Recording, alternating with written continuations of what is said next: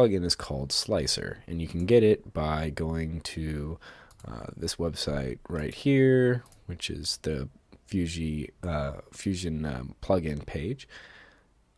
So that's the website, or you can Google search it, and it's right here, or you can search for it if it doesn't come up, but I'll click on that, and then put in your operating system and download, or Mac OS or Windows. Then once you download it, go through the installation steps on the program, and then launch Fusion. Open the model that you've created that you want to make into a sculpture. This is just a really quick, easy kind of shape, just as a demo. And then you should be able to go right here to make, and then go to Slicer for Fusion 360. Make it high, click on it, okay.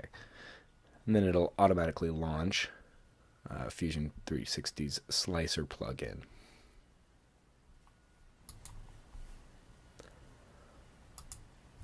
Alright, so this is the model, and navigating this screen is a little different than Fusion 360. You actually right-click to move around the orbit tool, and then zoom is the mouse wheel or pinch. So now, first step, we want to make sure it's oriented the right way, which it is. If not, you can click on this little rotation button, and it'll rotate it a few times for you. So mine kind of want up like that. Okay. So now I'm going to change the size of my page that I'm going to use. And if you're using the laser cutter, the maximum size is 12 by 16. So you click on a little plus window down here, rename it to 12 by 16, and then you're going to do the settings over here. I leave 1/4 inch on either side just to be safe. So I make the height 11.75, the length be 15.75.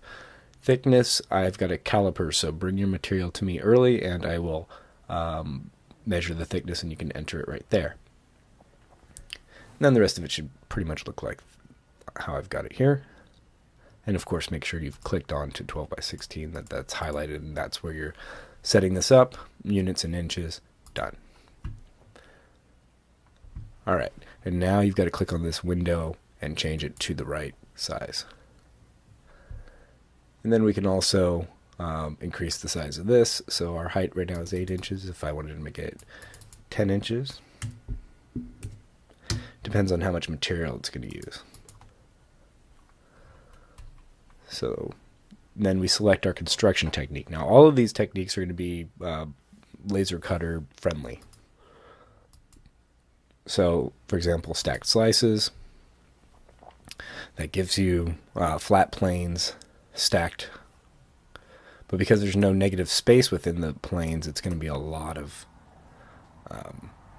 material. See, so on the right it gives you kind of the plan of how it's going to look, and so you've got 8 sheets. So if you want to use 8 sheets, you can use this technique, but there are other techniques that use less. So let's go to a different one.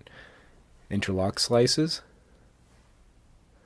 And so that gives you a little bit more negative space, which gives you more room to mess with.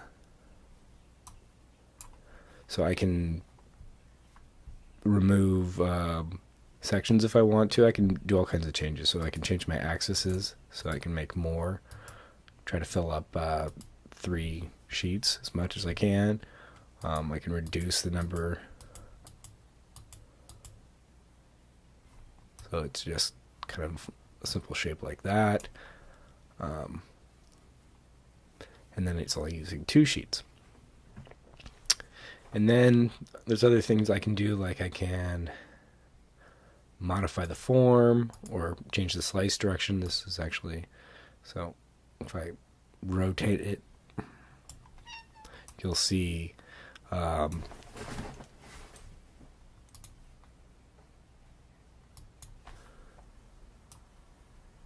so lots of different ways you can modify it. You can also, if you wanted to mess with the symmetry some, you can just click on, actually, let me finish the modify form, go over here. I can click on, different panels and delete them to kind of create a little different. If I want to get rid of this one that's floating too, you can undo if you want to bring it back. And then I can click on individual ones.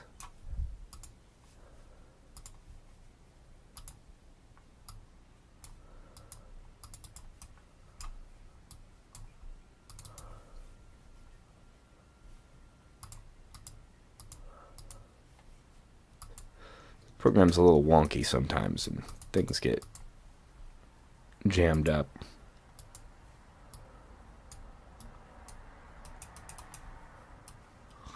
But that's the interlock slices, and you see you can delete certain things and move things around. And then there's also curve, which just kind of angles the shape a little bit more. And then there's another one, radial slices, which uses kind of a centered access point. And so I can do by count. Again, I can increase that count. Increase my radial axis. And if you see these red marks here, that means that there's some kind of an error going on where there's parts that intersect each other or something like that. So you can play with the numbers a little bit, and sometimes you get rid of it, like I just did. So now these 3 sheets should work.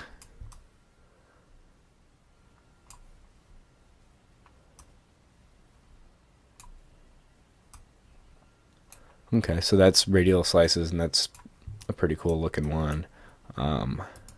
Then this one is awesome for things that are more representational, or if you want to play with just these structures. They're a little bit more complex, but they can be kind of fun. So if I go to folded panels here, it gives you kind of an origami shape, which I might need to make smaller because it doesn't fit this big long shape onto the page there, and that's why I'm getting an error message. So I change the size of it. It might work better. But you can also change the vertice count.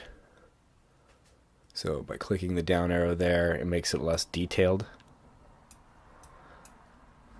And then instead of having it folded, and if you see how it's folded here, like even if you do this in cardboard, you could leave it all, have the laser cut all of these different sections, and it would perforate it so that you can fold it.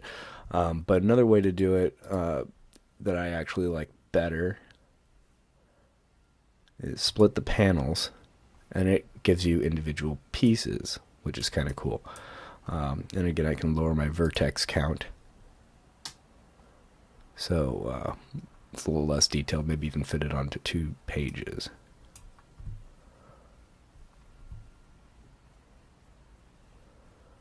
So I do one more. You got to kind of go slow though, because it takes a second to kick in. One more down. There we go. Now I'm on 2 sheets. All right, and then I can do the joint type. I can change it from diamond to gear, which gives you a little notch around it. But that might not work depending on how thick your material is. So if you change the thickness of your material, all that red might disappear. Another way to do it is laced, which is kind of cool because laced gives you holes in the patterns, and you can just sew it together pretty much. Multi-tab has little spacers on it. Puzzle, that one's actually pretty cool too. So that's the puzzle one. And then rivet, seam, etc. So you find one that seems to work for you.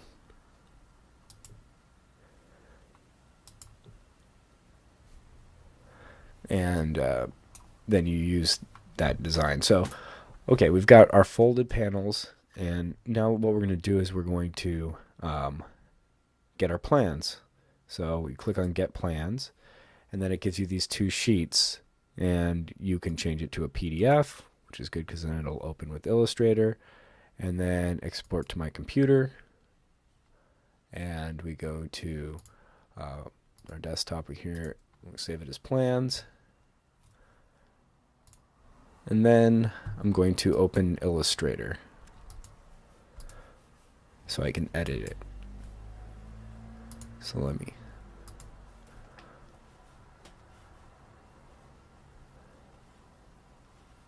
open my desktop, go to plans, and open. Okay, now I'm going to open one of two. All right, so now what I want to do is I'm going to select the red numbers here.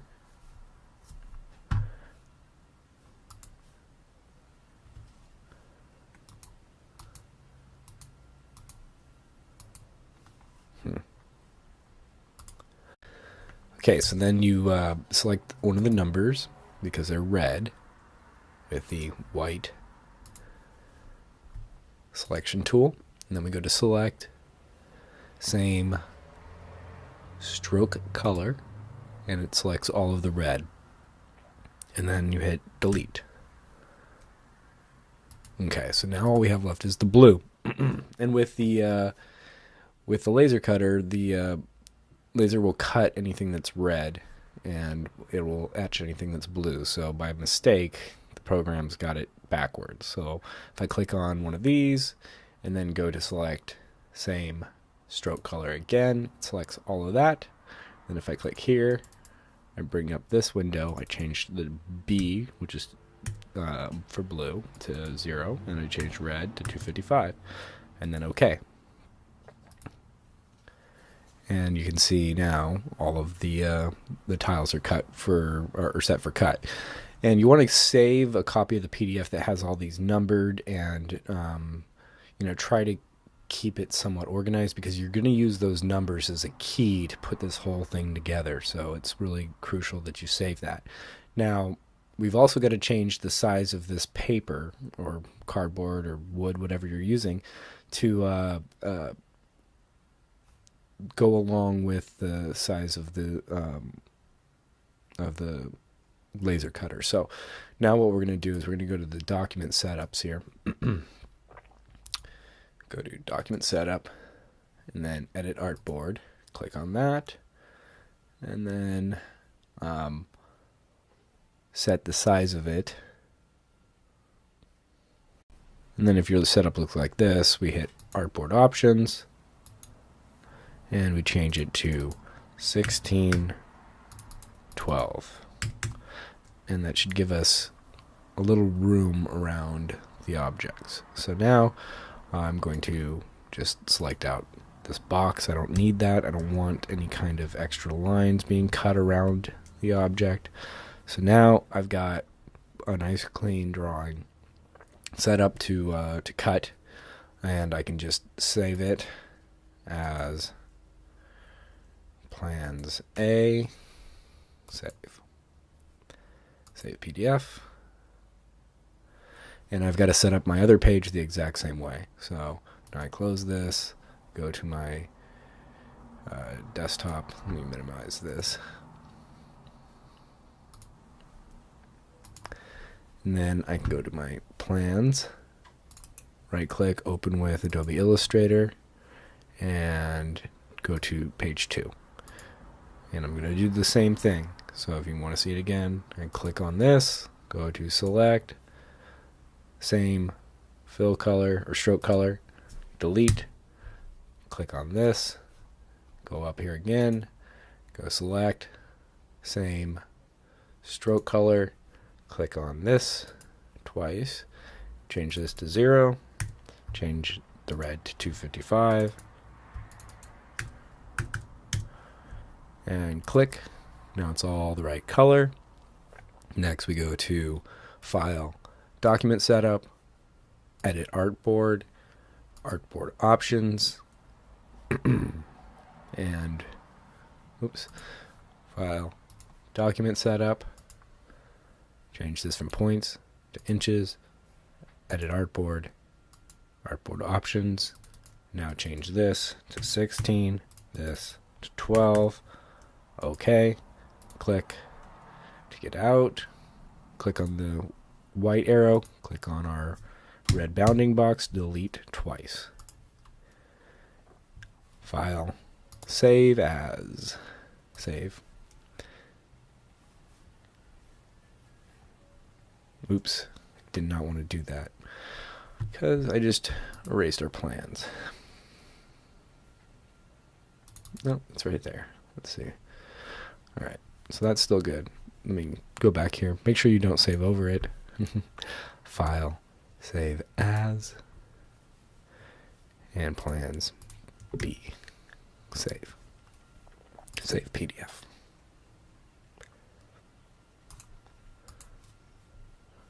Alright, and now we should be ready to laser print.